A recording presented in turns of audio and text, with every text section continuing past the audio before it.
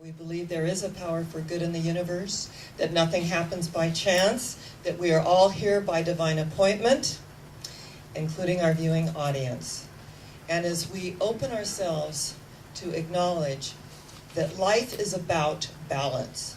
And I have absolutely loved this book by Wayne Dyer, Dr. Wayne Dyer, and I recommend it. It's called Being in Balance, in spirit, mind, and body, because that is the relationship. And he just did a PBS special on being in balance, which is absolutely marvelous. So this morning, as we look at the balancing act of thought and deed, that there is an energy that when we walk our talk, our life unfolds in amazing ways. But the Apostle Paul said something very interesting. He said, I believe, help me, Lord, in my unbelief. In other words, I really believe these principles. I believe they work.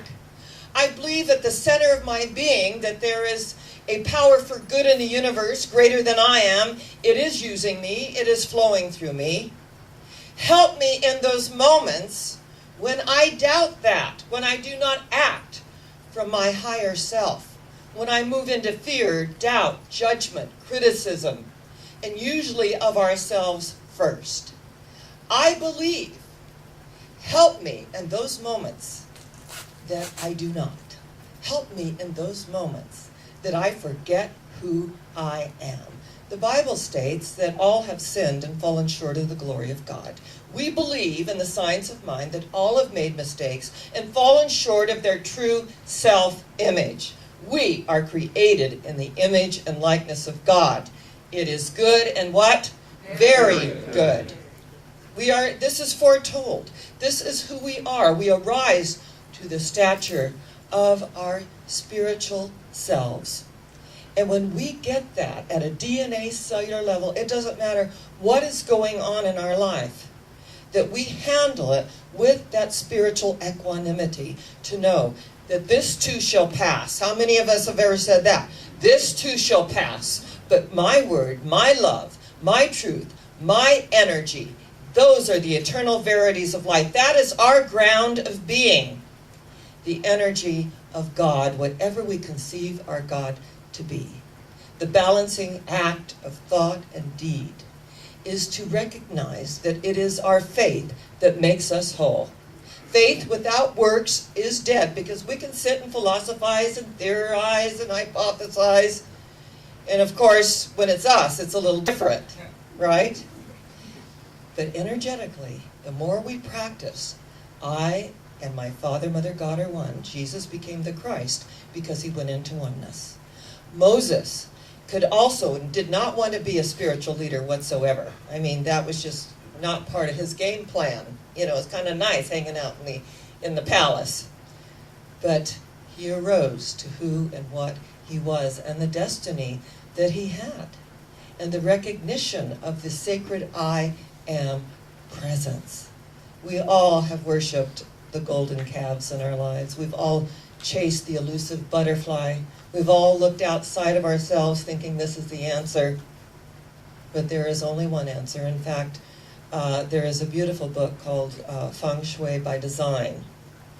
And the author, she states in it that the greatest space that you can ever design is your inner space, is the space within you to realize that energetically the place of peace, tranquility, serenity is within us. That we can low here and low there, as the Bible states, but the kingdom of God is within us.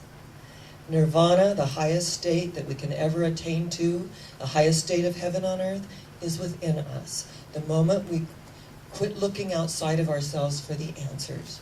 So when we look at thoughts and deeds, Chuck Danes has said that it's really thought, word, and deed.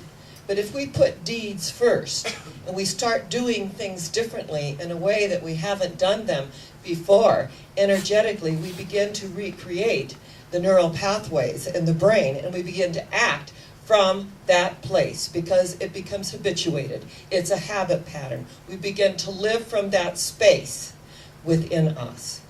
And when we, and it's uncomfortable at first, In fact, in yoga, when she says, now we're going to all do the left side first. And if you did it with the right side last time, you do it with the left first. And I always find that uncomfortable, because I am habituated. I am right-handed. So I make myself do that because I want to move beyond my own resistance and fixity of doing things because I've always done them that way. And we do that. There's a great old story about Granny and from Tennessee, and it was very interesting. And I love the story, and it's a rather cliche story, but it just brings the point home so beautifully. The granddaughter was cooking like Easter dinner, and she was cooking a ham. I'm a vegetarian, so I don't really relate to this, but she was cooking a ham. A lot of people do. And so she cut off both ends. And her kid said, Mom, why do you always cut off both ends of the ham? She says, well, because my mother always did it that way. And so you got to ask her. So they said, Grandma, how come you always cut off both ends of the ham? She says, well, my mother always did it that way. Gonna have to ask her. And so they went to Great-Grandma and they said, Great-Grandma, why is it you always cut off both ends of the ham before you put it in the oven? She said, well, it's like this. We just never had an oven big enough. So when we do things because that's the way they've always been done, it's not always appropriate at this moment. So energetically, as we begin to open the space to say, I can do it differently, that, yes, I believe, help me in my unbelief, help me in my moments of weakness, help me in my moments of unknowing, help me in those moments where I doubt, that I am operating from a space of fear. Help me in those moments. And in our way of life, we know that love, perfect love, casts out all fear. That if I'm going to put the thoughts and the deeds, the action with intention, the works with the faith, then I have to believe what's possible for me. And as we begin to do things with this knowingness, rather than looking at the worst possible scenario that could possibly happen and saying, what next? And the universe says, this. Because we leave ourselves open. Every time we say, what next? We leave ourselves open for the negativity. I love this way of life. Is it easy? No, it's not easy, but it's a heck of a lot better than the alternative. It's a heck of a lot better than worrying, because worry is a morbid use of the visualizing capacity of our mind, the worrying that it's not going to turn out. What do we have to lose? We just open ourselves up and know that I accept my good and my unexpected good. I'm going to put the works with the faith. I'm going to operate as if. Virgil said they can because they think they can. That is the energy that goes before us and prepares the way. That every day of our life, not always easy, we don't always have high energy, we're not always bubbling over with joy and frivolity. We have those deep moments, sometimes of sorrow and of loss, and the energy of the human experience. I honor those moments. I go within on those moments. I go to the spa and I'm in this great, wonderful mineral hot springs that are over 10,000 years old, and they're flowing to me. And sometimes I just, I let the tears just flow. I let them go.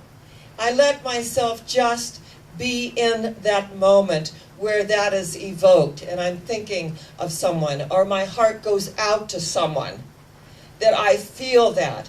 We allow ourselves to feel, because if we can't feel it, what? We can't heal it. When we feel it, when we open our hearts, not to take it on, but to have compassion, to have love, and a sense of knowingness that we're all part of this human family together.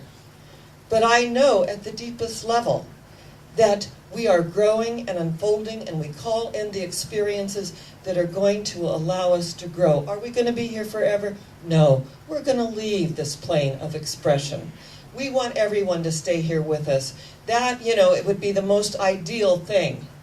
But if someone has immortal longings and they need to move on, then it's up to us to let go and let God do what God does best by means of all concerned, because we're all part of the human family together. I love that I was coming in If I was a few minutes late, I'll blame it on Barry. He had shared that when he went to the dentist for oral surgery this week, and that's what's up, I guess, because I had oral surgery the week before last. And he said that the attendant and the dentist said, I'm going to give you, this medication, and we're going to do all these things for the tooth, and but it may not work. And he just declared clearly that your hand is the hand of God flowing through you to me for the perfect healing. And I know this tooth is perfect, complete, and whole. I know energetically that I am already healed. I know this, and I accept this for myself and for you. And can you imagine, the dentist just kind of like, whoa, this is not something I'm really used to.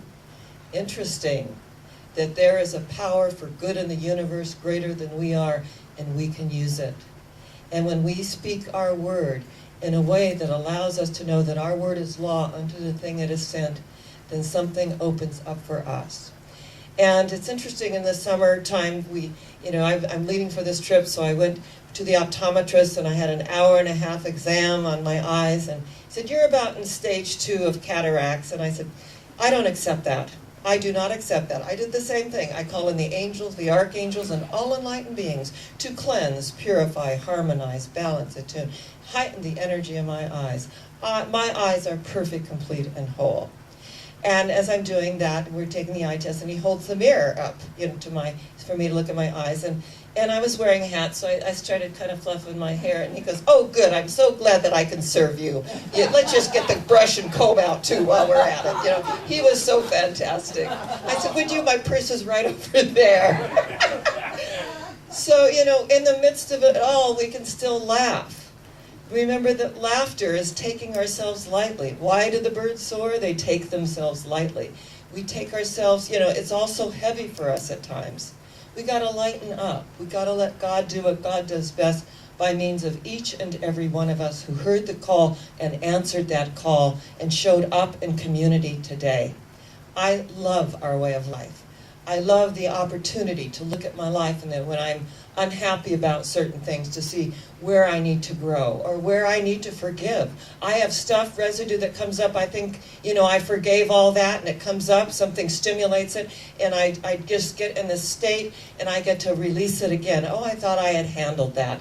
As long as we're part of the human condition, there are certain emotions that will come up that we handle, that we bless, that we release, and we return them. We return them to the universe. Thought, words, and deeds. Thoughts are things, Ernest Holmes said. Thoughts are things, and words are molds. So as we stand porter at the gate of our conscious mind and experience those things that are life-giving, and that when we have those moments of sorrow and those moments of grief and those moments of loss, to know that this too shall pass. But the loving presence of the universe, the angel of the presence, carries healing in her wings. We are never alone. And many of us in this room, we live alone. But it is in solitude when we are least alone. It is the energy of spirit that enfolds us. The love of God surrounds us. The light of God enfolds us. The power of God protects us. And the presence of God watches over us. Wherever we are, God is. This is the truth for us and with us. And on this day, as we open the space, let's open it for the newness. I love the story about the 2 brothers that were in the backyard digging a hole. And some older kids came by, and they saw that they were really digging with great enthusiasm. And they said, what you digging for? And they said, we're going to dig through the earth and come out on the other side. And the older boys started laughing and saying, that's impossible. Nobody's going to dig through the earth and come out on the other side. And the one little brother, he held up like a little jar. And there were shiny pebbles. There were insects. There were some little twiggy-type rock things. And he held it up and he said, we may not get through to the other side of the earth, but look at all the fun things we found along the way. I love that. We may not get to exactly where we're going, but look at all the fun experiences that we have along the way, that we keep on keeping on, that this, in the very purest context is a joyful journey. Teilhard de Chardin stated, "Joy is the most infallible sign of the presence of God." Joy. So when we let go of what's not working, when we let go of whatever the experience is, and believe me, when my husband Neil Stroud went through chemotherapy in the days that chemotherapy was not even slightly perfected, and it made him very, very ill. I remember one day we went out on the beach and, he was having a moment, and he said, "This too shall pass." And then at that moment, I saw two sisters grab their mother, and they said, "Come on, Mom, we're going in. Come on, Mom." And she didn't want to go in. She wanted to take her girls to the beach, but she didn't want to go in the water, and they forced her into that beach. They forced her into the water. They coaxed her with love into the water. Sometimes we need to be coaxed with love into the living waters of spirit, into the energy of life that allows us to know that we are loved, that we are approved of, that we are deserving, that we are worthy. This is our natural state of being. So when we look at the balancing act of thoughts and deeds, oh yes, I put the works with the faith, tiny baby steps at first. I may not dive into life with all I've got at first, however, that's always been my style. Aim, fire, the whole thing, ready, aim, and fire. Mine has always been, aim, fire, the whole thing, and get to learn and clean it up later. But I think that we have our experiences, Joseph Campbell said, say yes to the adventure of life. Say yes to the opportunity that lies before us. That we don't need to cut off both ends of the ham because that's the way we've always done it. We need to say, today is a new day. I'm going to do things differently. I'm going to listen with a new ear. I'm going to act for my higher self. When I feel like I'm going to react, I'm going to quiet myself. I'm going to let go in a way that I have never quite let go before, because God and I are the majority. And when we can say God and I are the majority, the universe is smiling on that. Let's say that together. God and I are the majority. Do you feel that? God and I are the majority. One more time. God and I are the majority. And there is none else. It's a new day. It's a new opportunity. It's a new life. God bless you. I love you. And it's just a joy to be here.